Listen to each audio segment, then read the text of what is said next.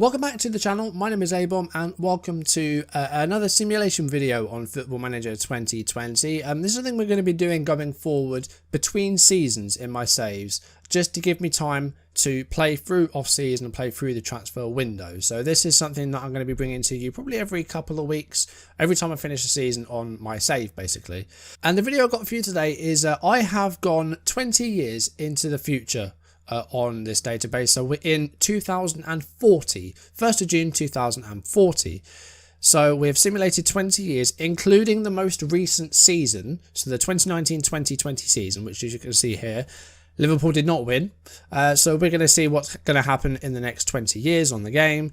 Have a look at, some tables around Europe, Premier League, Bundesliga, La Liga, Liga 1, Serie A, maybe one or two others as well. Have a look at some international football, some World Cups and some European Championships, see how England have been doing, and then have a look at some of the big transfers that are going to happen over the next 20 years and look at, look for some of the best players in the world and see how some of the wonder kids of today develop. So yeah, the elephant in the room is that Liverpool didn't win the Premier League in 2020. Now, of course, the game doesn't take into account COVID-19 or the pandemic or the stoppage of football.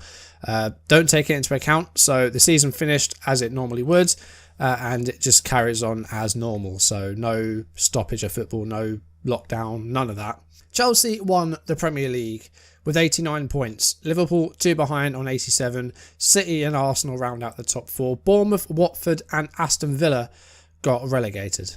So now we've got the 2039-2040 season, which Manchester United have just won by a point, 83 points. And then the 2040 season, it's Man United that won it. Man City finished second, just a point behind. Spurs and Arsenal rounding out the top 4. A Europa League finish for Crystal Palace. I've got them going down in 2021. I've got them getting relegated this coming season, Palace. But it's a Europa League finish for them. Chelsea and Liverpool finishing 7th as well, which is not what I wanted to see from this. Looking for some teams that aren't in the Premier League at the moment. West Brom, they got promoted this season, of course. They finished 13th. Bristol City and Ipswich Town avoiding relegation. Stoke getting relegated.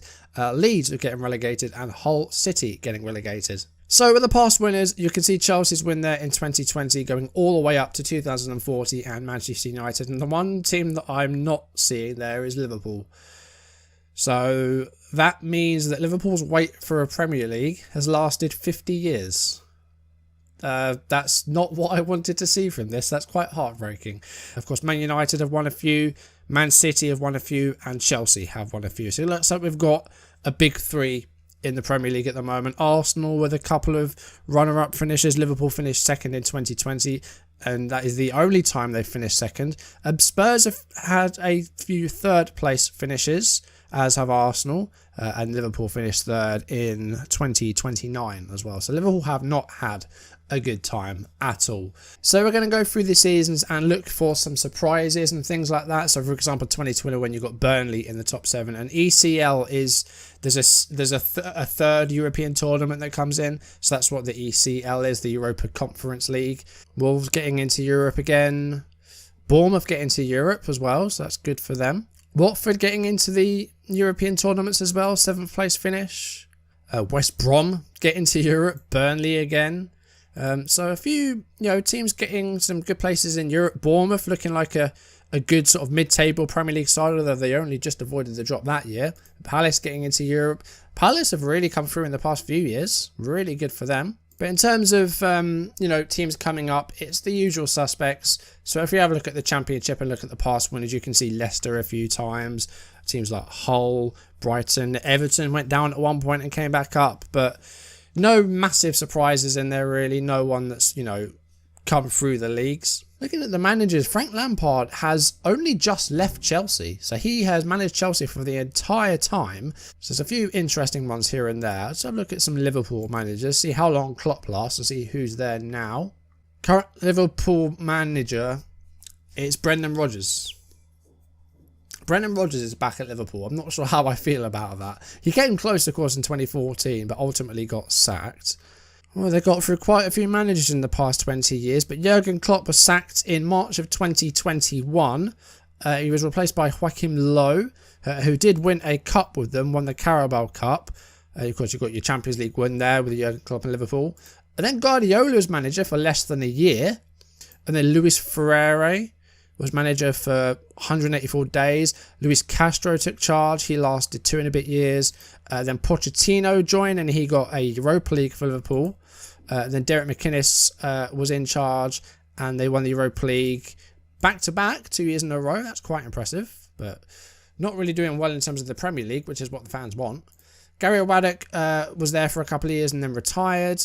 Carl Robinson joined. And then we had Neil Lennon for almost 6 years. He won the Europa League and the Carabao Cup.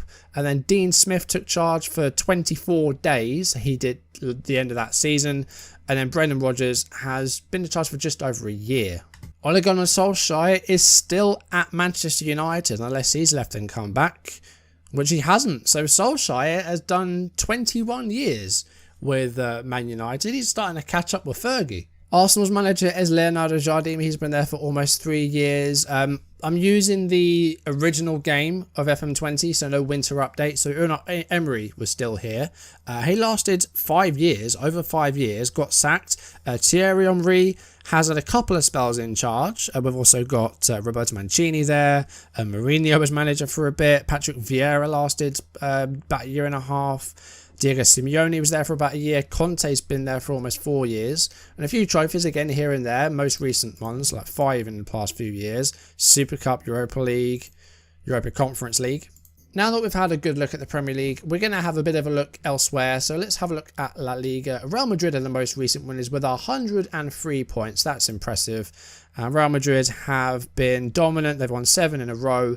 Barcelona had a good spell early on with 4 in a row. And then a couple since then. But Barcelona and Real Madrid, the only winners. Atletico was the last team other than them to win it in 2014. Atletico come second a few times, as of Valencia. Sevilla finished third. So again, yeah, Barcelona and Real Madrid, as expected, have dominated here. Lazio have just won Serie A. That might be their first ever trophy there. I don't know. Juventus have won 5 in a row. But Juventus dropped off a bit, finished second, and Lazio are the new champions. So Lazio end Juventus' spell. Is that their first win? No, they won it in 2000. Lazio won it in 2000. So first win in 40 years for them. Juventus have won a few. They had a bit of a drought, actually. Milan won a few. We had Napoli with a couple. Inter and Juventus alternating at the start as well. Serie A was a lot more competitive than it is today. Of course, Juventus are on a very long spell at the moment, so that ended in 2020 with Inter Milan winning. Bayern have just won the Bundesliga, 75 points. Wolfsburg won the season before. Bayern continued their dominant spell from 2013, so they went about 14 years in a row winning. Eventually Schalke were the next team to win. Bayern had a couple more, but Schalke with 6 wins in 8 years. And then Wolfsburg have just won, and that's their first win since 2009. Dortmund have finished runner-up a few times, but they haven't won one in a while. Hertha Berlin with a 3rd place finish. Augsburg finishing 3rd. That's quite good for them. Mönchengladbach as well. Leipzig. So Bayern have won a lot, and then it is a bit more competitive, but Bayern look like the best team, although Schalke, as I said, have won a few. But behind that, like 2nd and 3rd, it is quite competitive. Lyon have won Ligue 1 by a landslide. 21 points ahead of Paris Saint-Germain, and they have seemingly been dominant in the past few years. Of course, they had 7 in a row at the start of the noughties. Looks like they are back to their best again. PSG and Lyon have been the only winners of Ligue 1. Monaco have finished 2nd a few times and 3rd a few times. Stade Malherbe Caen finished 2nd in 2038. That's quite a surprise. But yeah, Lyon have been great, as have PSG.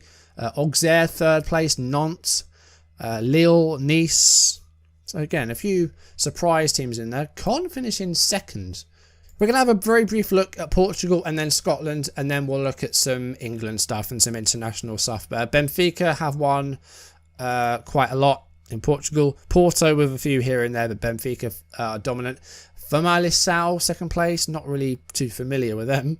And the Ladbrokes Premiership, Celtic the most recent winners, but Rangers and St Mirren have won a few as well. In fact, Celtic up until recently, have won every single season. And Rangers won it in 2037. St Mirren came out of nowhere and won it. With the England team now, we have a world ranking of 7th. They're managed by Simone Inzaghi, who is the Lazio manager at the start. So let's have a look at England's performances in the major tournaments then. So starting with Euro 2020, they got to the final before losing to Italy. Euro 2024 did not go as well. They got through the group before losing 2-1 to Germany. They got a step further. They got to the quarterfinals before being thrashed 5-0 by Portugal. That's not good for them. Guedes scored. Those other players are probably regens. 2032, only the second round. They lost on penalties to Belgium. 2036, a round 2 exit again on penalties against Portugal. 2040 hasn't been played yet because we're only in June, so we won't see that. And then looking at the World Cup, starting with 2022 in Qatar. I don't think England qualified for the World Cup in 2022 because they're not in it. Let me have a look at qualifiers. Why didn't England make the World Cup? I'll have to investigate that in a minute. Anyway, 2026, they did make it in. They lost to Belgium after getting through their group and beating Costa Rica. 2030, they got to a quarterfinal. They lost 1-0 to France. 2034, they got to the quarterfinal. They lost to Ireland after beating Argentina and China. And 2038, they got to the third round. They lost on penalties to Croatia. Right, 2022 World Cup. What happened? It doesn't look like England qualified because they finished third in their group behind Austria and Slovenia. So I don't think they qualified. I don't know if it's harder to qualify if there's more teams. If there are more teams, that is. But it doesn't look like England made it. That's quite bad. Anyway, let's have a look at the World Cups then. Now, Qatar did manage to retain host status of 2022. Brazil won it. Croatia with a second straight runners-up finish, and then France finished third.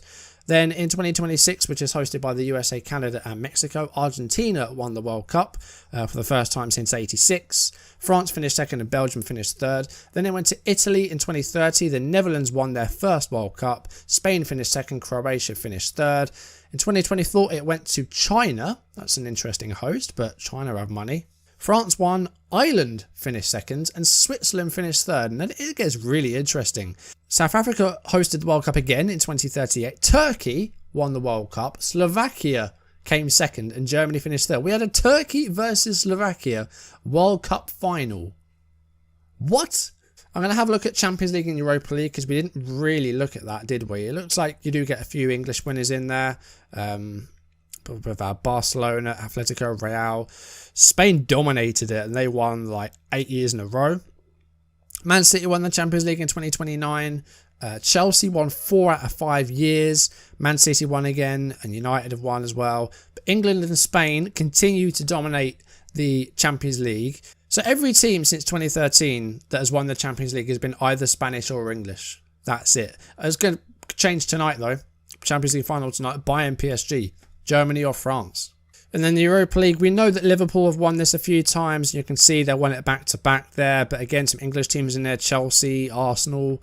You've got some German sides. Dortmund, Hertha. Dortmund have won a couple more. Leverkusen. And then you've got some Italians as well. You've got Lazio there. And you've got Sevilla from Spain. You've got PSG from France. So yeah, several different winners here. Alright, the next thing we're going to look for are some big transfers and see what the leading transfers are. What's going to be the biggest one? Leading transfers. Well, I saw 180 something there.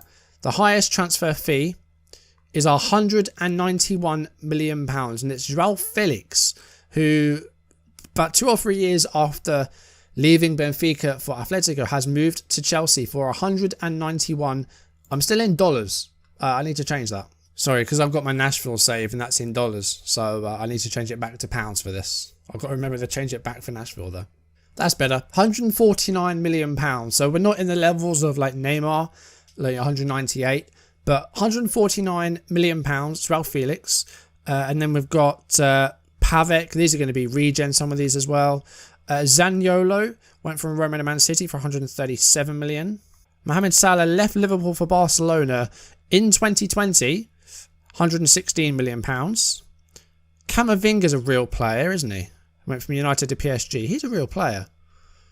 And he's still playing? 37 years old and he's still at Paris Saint-Germain. Jadon Sancho did go to Man United, eventually went to Atletico in 2024.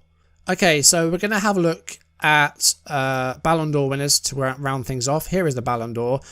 Okay, we've got a player here called Charlie Lovat, who is American, and he looks like he might be an unbelievable player. Here's won the Ballon d'Or 8 years in a row. Okay, we need to see what this guy's about. He's a left-sided sort of winger, inside forward. He scored 63 goals in 104 appearances for the United States. He's at Real Madrid, and he looks unbelievable. Legendary winger. I mean, he scored 187 goals in 346 appearances for Real Madrid and has dominated the Ballon d'Or scene. He won one in 2030 as well. See, he's won 9 Ballon d'Ors in 10 years. He's probably the best player ever at this point, and he's American. But going back to the start, Bernardo Silva won the Ballon d'Or in 2020. Now, there is no Ballon d'Or in 2020, which is a travesty because Robert Lewandowski deserves it. But Bernardo Silva won it for Man City, who didn't even win the Premier League that year. Interesting. And Sergio Aguero came second, Man City again. Lautaro Martinez third. Hazard won it in 2021 ahead of Mbappe and Martinez again. Then Mbappe won 5 consecutive Ballon d'Ors. You've got Griezmann and Ronaldo second and third. Salah and Griezmann, Martinez and Salah again. And then Jesus and Phil Foden at Real Madrid. Abraham Rueda, the first regen to appear on this list, and he was ahead of Esposito at Chelsea and Martinez finishing third again. Mbappe then won again. We've got Mikhail Petitjean, regen. And you've got Esposito again, who did win his first Ballon d'Or the following year ahead of Mbappe and Martinez. Martinez, always the bridesmaid and never the bride. He didn't quite win it. Then you've got Lovat ahead of Mbappe, and then Bernetti is a regen. Tim Shad is a regen. All 3 of these are regens. And then I think everyone is a regen from then on. Yeah, they are. So this Charlie Lovat looks like he might be one of the greatest players ever. So he was a player that started off at Real Salt Lake, immediately snapped up by RB Leipzig, did well for them, and then after 4 years got to move to Real Madrid for £140 million. That is some player. I think we will leave it there. We are going to continue to simulate this database over the next few weeks until the end of the game. So soon I will be bringing you another look forward in this database. We're going to go a little bit further. We're going to go 50 years in the future, and we're going to go to 2070 and see what's happened then. Now, it's going to be less about players at that point and more about looking for teams and World Cups and stuff, because everyone's going to be a region at that point. But it's always nice to see what some of the best players in the world look like our American fellow Charlie Lovat. So that is going to be, I don't think it's going to be the next simulation, but it's going to be one a little bit further down the line. I'm not sure what our next one will be, but it will be once we finish season 2 of Nashville will be the next simulation video. We're going to bring you them every few weeks after I've done a season. Again, it's just to give me some time to play off season and play through transfer windows. And also, I never used to like doing experiments and simulations, but ones like this where you just fast forward are more fun than what happens if this player moves to this club. So that's why I like doing these, and we're going to be doing a few more over the next few weeks and a few months until FM21 comes out, and then with that we're going to be doing again probably some more. But that's going to do it for today's video. Thank you for watching. If you enjoyed it, drop a like down below, leave comments, and if you haven't done so already, or if you're new, then do consider subscribing and turning on notifications, and I'll see you in the next video, which all things go to plan should be the first video of season 2 of Nashville and Music in Motion. Well, hopefully things go a little bit better, because we're on a horrible losing streak at the end of the last season, and hopefully things go better. But yeah, as far as the next experiment / simulation video, I'm not sure what it'll be, but it will be in like 2 or 3 weeks time once we've done another season with Nashville. But for now, thank you for watching, and I will see you soon. Goodbye.